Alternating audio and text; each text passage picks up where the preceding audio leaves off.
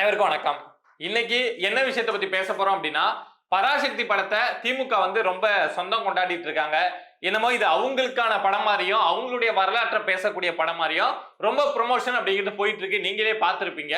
திமுக இந்த படத்தை இவ்வளவு கொண்டாடுவதற்கான காரணம் என்ன, அதை கொண்டாடுவதற்கு திமுகவுக்கு அருகதை இருக்கா இல்லையா அப்படிங்கிறதா நாம இந்த வீடியோல பார்க்க போறோம். ஃபர்ஸ்ட் விஷயம், திமுக வந்து இந்த சிவகார்த்திகேயன், சுதா கங்கோரா இவங்களுடைய காம்பினேஷன்ல வரக்கூடிய இந்த படத்தை வந்து ரொம்ப கொண்டாடுறாங்க அப்படின்னா காரணம் வந்து இந்த படம் வந்து இந்திய எதிர்ப்பு போராட்டத்தை பத்தி பேசுது அப்படிங்கிறது முதல் காரணம். சோ இந்திய எதிர்ப்பு போராட்டத்தை பத்தி பேசுது அப்படின்னா திமுகவுடைய பெருமையை இந்த படம் சொல்லும். சோ மக்களுக்கு வந்து திமுக எந்த அளவுக்கு கஷ்டப்பட்டு தெரியுமா இந்திய எதிர்ப்பு போராட்டத்துல அப்படிங்கிற விஷயம் எல்லாம் போய் சேரும் அப்படின்னு நினைச்சுக்கிட்டு இவங்க இந்த படத்துக்கு பெரிய அளவு ப்ரொமோஷன், பெரிய அளவு கொண்டாட்டம் அப்படிலாம் காமிச்சிட்டு இருக்காங்க. அடுத்த விஷயம் என்ன, அது முதல் ரீசன் அப்படின்னா அடுத்த ரீசன் என்ன அப்படின்னா, விஜயோட ஜனநாயகன் படத்துக்கு கூட இந்த பராசக்தி படம் அப்படிங்கிறது பொங்கலுக்கு போட்டி போடுது. சோ ஒரு பக்கம் திமுகவுக்கு விஜய் வந்து பொலிட்டிக்கலா ஒரு பெரிய சேலஞ்சா இருக்கிறதுனால சோ அவருடைய படத்தை வந்து எப்படியாவது பராசக்தி பீட் பண்ணும், பராசக்தி நல்ல மேல போகுது அப்படின்னா விஜயோட படம் வந்து டவுன் ஆகும்ல.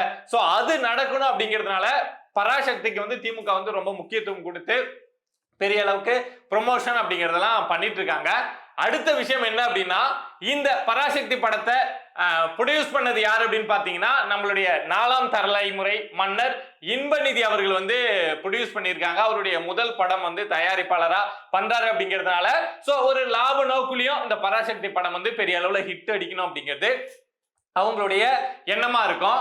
அடுத்து என்ன ஒரு விஷயம் அப்படின்னா, தேர்தல் வரத்துக்கு ஒரு 3 மாசத்துக்கு முன்னாடி இந்த படம் ரிலீஸ் ஆகுது அப்படிங்கிறதுனால இந்த இந்திய எதிர்ப்பு போராட்டம் திமுக கஷ்டப்பட்டதா சொல்றாங்கல்ல, சோ அந்த விஷயங்கள்லாம் இந்த படத்துல வந்து நல்லா காமிக்கப்பட்டு அது மக்கள் மத்தியில போய் சேர்ந்தது அப்படின்னா இந்த தேர்தலில் வந்து அது எதிரொலிக்கும், திமுகவுக்கு வந்து உங்களுடைய ஓட்டு இன்னும் அதிகரிக்கும் அப்படின்னு திமுக நினைக்கிறாங்க. சோ இது எல்லாமே அவங்க வந்து இந்த படம் வந்து அவங்களுக்கான படம் அப்படின்னு நினைக்கிறதுக்கான ஒரு முக்கியமான காரணம். இது போக உங்களுக்கு தெரிஞ்சிருக்கும், பராசக்தி படத்துல கருணாநிதி அவர்கள் வந்து வசனம் திரைக்கதை எழுதினாரு அப்படிங்கிறதுனால அந்த பேர் இங்க பயன்படுத்தப்படுறதுனால அந்த பராசக்தி அப்படிங்கறத ஒட்டுமொத்தமா இவங்க சேர்த்து வச்சு எங்களுக்கான படம் அப்படின்னு நினைக்கிறாங்க. அதுக்கு ஏற்ற மாதிரி சுதா கங்கோராவும் அவங்களுடைய டேக்லைன்ல என்ன போட்டிருக்காங்க அப்படின்னா, படத்துல வந்து பேருக்கு கீழே வந்து அச்சம் என்பது மடமையடா, அஞ்சாமை திராவிடர் உடமையடா அப்படின்னு போட்டிருக்காங்க. உடனே திராவிடம் இதான் சாக்கு அப்படின்னு அதை கொண்டாடுறதுக்கு அப்படின்னு வந்து சேர்ந்துட்டாங்க. இது எல்லாமே பராசக்தி படத்தை திமுக கொண்டாடுவதற்கான காரணம். முக்கியமான காரணம் இந்திய எதிர்ப்பு, விஜயோட படத்தை எப்படியாவது தோக்க அடிக்கணும் அப்படிங்கிறது திமுகவுடைய எண்ணம். பட் நாம என்ன கேள்வியில இங்க கேட்க போறோம் அப்படின்னா, இந்திய எதிர்ப்பு அப்படிங்கிறதுனால திமுக இதை கொண்டாடுறாங்கல்ல, அந்த அருகதை திமுக கிட்ட இருக்கா அப்படின்னு தான் நம்ம கேட்க போறோம். ஏன் அப்படின்னா இந்திய எதிர்ப்பு போராட்டம் அப்படிங்கிறது தமிழ்நாட்டுல யாருக்கு எதிராக நடந்தது அப்படின்னு ஒரு பச்சை குழந்தைய கேட்டா கூட சொல்லும். அந்த காலத்து பச்சை குழந்தைய சொல்றேன், கேட்டா கூட சொல்லும். காங்கிரஸுக்கு எதிராக, காமராஜர் அவர்களுக்கு எதிராக, காங்கிரஸுக்கு எதிராக அந்த அளவுக்கு போராட்டம் நடத்தி, அண்ணா அவர்கள் போராட்டம் நடத்தி, அண்ணா கூட இருந்த தொண்டர்கள் எல்லாம் போராட்டம் நடத்தி 1967 தமிழ்நாட்டில் ஒரு பெரிய புரட்சியவே கொண்டு வந்தாங்க, பெரிய ஆட்சி மாற்றத்தையே கொண்டு வந்தாங்க அப்படிங்கிறது எல்லாருக்குமே தெரியும். அண்ணா அவர்கள் இந்திய எதிர்ப்பு போராட்டம் நடத்தி ஆட்சி மாற்றத்தை கொண்டு வந்தாங்க அப்படின்னு எல்லாருக்கும் தெரியும். காங்கிரஸுக்கு எதிராக தமிழ்நாட்டில் நடத்தப்பட்ட ஒரு மிகப்பெரிய சம்பவம் அப்படின்னு நமக்கு தெரியும். ஆனா இப்போ இந்த திமுகவும், இந்த கருணாநிதி திமுகவும் இந்த காங்கிரஸும் கொஞ்சம் கொலாவிட்டு இருக்காங்க. ரெண்டு பேரும் ரெட்டப்புள்ள மாதிரி எங்க போனாலும் அங்க ஒன்னாதான் போவோம், பிரிஞ்சு போக மாட்டோம் அப்படின்னு இருக்காங்க. ஹிந்தி போராட்டம் நடந்தது காங்கிரஸுக்கு எதிராக அண்ணா அவர்கள் நடத்தினது. ஆனா கருணாநிதி கையில எப்ப கட்சி வந்ததோ 1977 வந்து எம்ஜிஆரை தோக்கடிக்கணும் அப்படிங்கிறதுக்காக காங்கிரஸ் கூட அதுக்கு 10 வருஷத்துக்கு முன்னாடி தான் அவ்வளவு பகை. ஆனா அடுத்த 10 வருஷத்துல எம்ஜிஆரை தோக்கடிக்கணும் அப்படிங்கிறதுக்காக இந்த திமுக வந்து காங்கிரஸ் கூட கூட்டணி வச்சு யாரு கூட சண்டை போட்டு ஆட்சிக்கு வந்ததோ அவங்க கூட கூட்டணி வச்சு அடுத்தவங்க கூட சண்டை போட ஆரம்பிச்சதுதான் இந்த திமுக. அப்படிங்கிறப்போ இந்திய எதிர்ப்பு போராட்டத்துக்கும் இப்போ இருக்குல்ல இந்த ஸ்டாலின் திமுக, உதயநிதி திமுக, இன்பநிதி திமுக, கருணாநிதி திமுக இருக்குல்ல, இந்த திமுகவுக்கும் இந்திய எதிர்ப்பு போராட்டத்துக்கும் என்ன தொடர்பு அப்படிங்கிறதா நமக்கு கேள்வி. உண்மையாலுமே இந்த திமுக வந்து அந்த இந்திய எதிர்ப்பு போராட்டத்தை மதிக்குது, உணர்வு பூர்வமா நினைக்குது.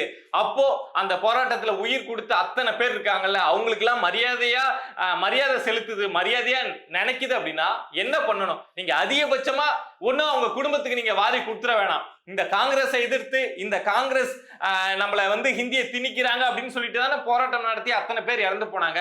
அட்லீஸ்ட் அந்த காங்கிரஸ் கூட கூட்டணியாவது வைக்காம இருக்கலாம்ல.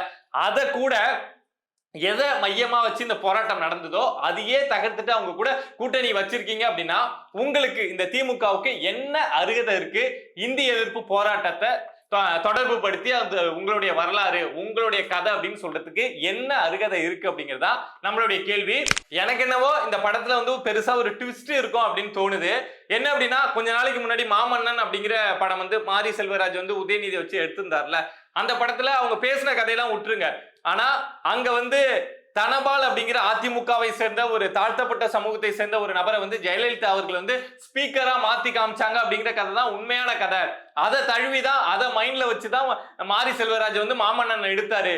திமுகவை வச்சு அதிமுக கதையை எடுத்துட்டாரு, திமுகவுக்கு சம்பவம் செஞ்சிட்டாரு அப்படின்னு அந்த உண்மையான கதை தெரிஞ்சவங்க பேசுனாங்கல்ல, அது உண்மையாவும் இருந்தது இல்ல. அந்த தனபால் அவர்களை பத்தி அந்த நேரத்துல நம்ம நிறைய பேசணும். தனபால் அவர்கள் ஸ்பீக்கரா ஜெயலலிதா அவர்களால் ஆக்கப்பட்டவங்க, அவங்களே வந்து இன்டர்வியூ எல்லாம் கொடுத்திருந்தாங்க. சோ அப்படி மாரி செல்வராஜ் உதயநிதியை வச்சு அதிமுக கதையை எடுத்து ஜெயலலிதா அவர்களுடைய பெருமையை பேசின மாதிரி அது கூட தெரியாம இவங்க வந்து அந்த படத்தை ப்ரொமோஷன் பண்ணி நடிச்சு அவ்வளவு பெரிய ஹிட் எல்லாம் கொடுத்த மாதிரி, ஒருவேளை இந்த பராசக்தி படத்திலையும் இங்க திமுகவை இவங்க வந்து நம்மள ஹிந்தி எதிர்ப்பு போராட்டம் அப்படின்னதும் நம்மளை பத்தி தான் பெருமையா பேசியிருப்பாங்க, நம்மளதான் தூக்கி பிடிச்சிருப்பாங்க.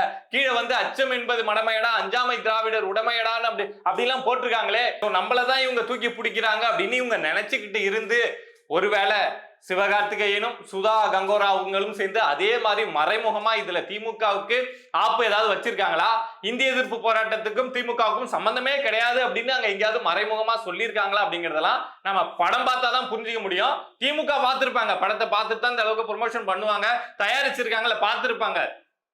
உதயநிதி மாமன்னன்ல நடிச்சார்ல, அவருக்கு தெரிஞ்சுதானே அந்த படம் எடுக்கப்பட்டது. ஆனா அதுல அவ்வளவு ஒரு பெரிய பேக் ஸ்டோரி அப்படிங்கிறது இல்லையா, அது அதிமுகவுக்கு சாதகமான படம் அப்படின்னு தெரிய வரலையா. சோ அதே மாதிரி இந்த பராசக்தியும் வந்து திமுகவுக்கு வந்து ஒரு பெரிய பேக் ஃபயரா கூட ஆகலாம். பட் என்னமோ அவங்க என்ன நினைச்சுக்கிட்டாங்க அப்படின்னா, இந்த ஜனநாயகன் விஜய் அவர்களுடைய ஜனநாயகன் படத்தை வந்து இந்த பராசக்தியை வச்சு நம்ம பீட் பண்ணோம் அப்படின்னு ஒரே ஒரு நோக்கம், ஒரே ஒரு வெறியில வந்து எவ்வளவு செலவு பண்ணாலும் பரவாயில்ல, பராசக்தியை ஹிட் படமா ஆக்கிடணும், எப்படியாவது விஜயை விட எங்க சிவகார்த்திகேயன் மேல நாங்க ஒரு படத்தை ரிலீஸ் பண்ணா அதுதான் சக்சஸ் ஆகும் அப்படின்னு சொல்லிட்டு விஜய் கூட பெரிய அளவு போட்டி அப்படிங்கிறத போட்டுட்டு இருக்காங்க. அதே மாதிரி தேர்தலுக்கும் இன்னும் 2-3 மாசத்துல தேர்தல் வர்றதுனால தேர்தலுக்கும் இந்த இந்திய எதிர்ப்பு போராட்டம் அதெல்லாம் திமுகவுக்கு சப்போர்ட் பண்ணும் அப்படின்னு நினைச்சிட்டு இருக்காங்க. இந்த இந்திய எதிர்ப்பு போராட்டத்துல திமுக தான் எல்லாம் பண்ணிச்சு அப்படின்னு காதுல வந்து கடப்பாரை எடுத்து சொருன காலம் எல்லாம் போயிடுச்சு அப்படின்னு யாராவது திமுகவுக்கு சொல்லி புரிய வைங்க.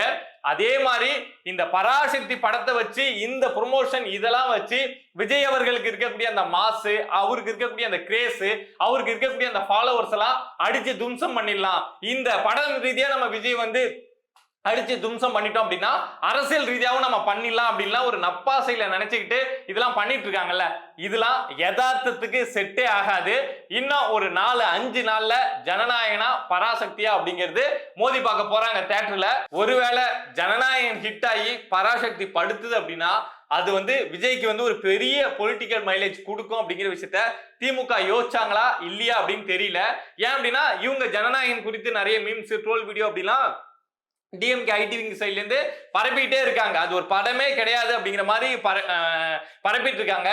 ஏற்கனவே பொலிட்டிக்கலா விஜய் எதிர்க்கிறோம், விஜய்க்கு எதிராக சதி செய்யறோம் அப்படின்னு சில சம்பவங்கள்லாம் கரூர்லாம் செஞ்சு விஜய்க்கு இன்னும் அந்த ஹைப்பை கிரியேட் பண்ணி விட்டாங்க. அரசியல் ரீதியா விஜய இன்னும் பெரியாளா ஆக்கி விட்டது, அவரை தொடங்கினதை விட இப்ப ஹைட்டா வந்து நிக்கிறாரு அப்படின்னா அது திமுக செஞ்ச சம்பவங்கள் தான். சோ பொலிட்டிக்கல்ல அப்படி பண்ணி விட்டாங்க.